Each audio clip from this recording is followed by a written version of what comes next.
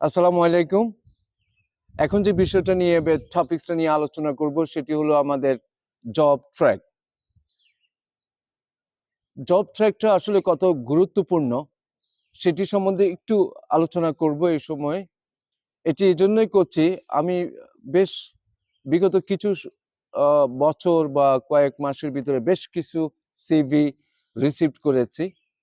আমি পড়েছি, দেখেছি, কিন্তু একটি জিনিস যেটি আমার কাছে ধরা খেয়েছে বা নজরে এসেছে সেটি হলো একজন ক্যান্ডিডেট ২ বছর F&B তে জব করেছে, ১.৫ বছর ফ্রন্ট অফিসে কাজ করেছে, ১ বছর হাউসকিপিং এ কাজ করেছে।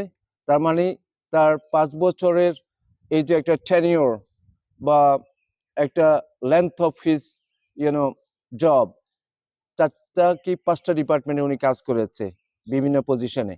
এখন প্রশ্ন হলো যে উনি কি হতে চান? আমি তো সেটাই বুঝিনি সিভিতে। আসলে উনি কোন দিকে ক্যারিয়ারটাকে লং টাইম নিয়ে যেতে চাচ্ছেন সেটা তো আমি বুঝতে পারিনি। এমনকি উনি নিজেও তো বুঝতে পারেনি। তাই আমি খুব লম্বা করব না কথাটা। যেটি বলতে চাচ্ছি একদম কোর কথাটি সেটি হলো আমরা আমাদের ট্র্যাক চুজ করব ফার্স্ট অফ অল।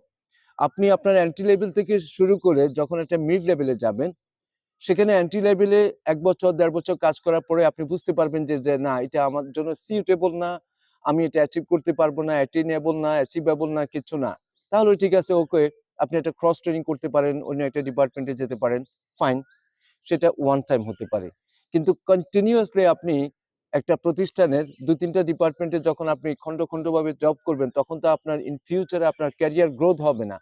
যেকোনো এইচআর, যেকোনো জেনারেল ম্যানেজার যদি আপনার সিভিটা দেখে, তখন উনি চিন্তা করবে যে সে তো স্টেবল না, সে তো এক জায়গায় স্থিতিশীল না।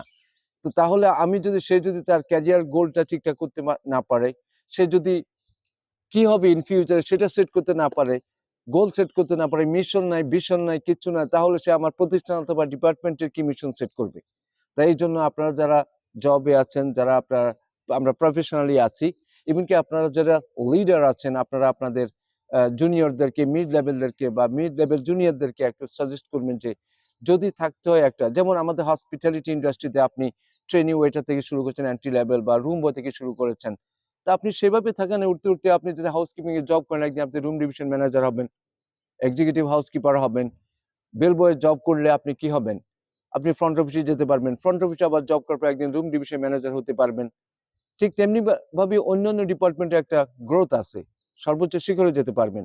কিন্তু আপনি যদি একটা সিভিতে ৩-৪ জায়গায় চাকরি করেন আর অন্য কোথাও যদি এপ্লাই করবেন, কোনো কোম্পানি বা কোনো ম্যানেজমেন্ট আপনাকে চুজ করতে অনেক কষ্ট হবে, এমনকি করবেও না। বিকজ আপনি নিজেই জানেন না যে আপনি কি হতে চাচ্ছেন। সো এইজন্য আপনার জন্য ক্যারিয়ারের জন্য খুবই প্রবলেম হবে।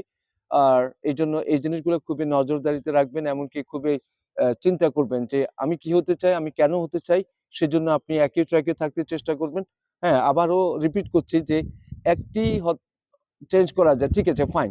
বাট এভাবে কন্টিনিউয়াসলি 2, 3, 4, 5 নো, ট্র্যাক চেঞ্জ করা যাবে না। সো একটা ট্র্যাকে থাকতে চেষ্টা করবেন, সেখানে সফলতা পেতে চেষ্টা করবেন। আই এম সিওর দ্যাট আপনি আপনার একটা গন্তব্যতে যেতে পারবেন। এমনকি সেখান থেকে আপনি জেনারেল ম্যানেজার হতে পারবেন।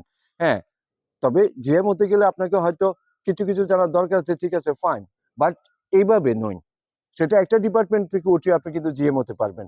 তো আশা করি আপনারা যারা কষ্ট করতেছেন, তারা এ সকল বিভিন্ন দিকে বাদ দিয়ে একদিকে হাঁটতে চেষ্টা করেন, একদিকে ক্যারিয়ার বিল্ড করতে চেষ্টা করবেন। সফলতা ইনশাআল্লাহ আসবে। থ্যাংক ইউ ভেরি মাচ শোনার জন্য, আর ফলো করবেন।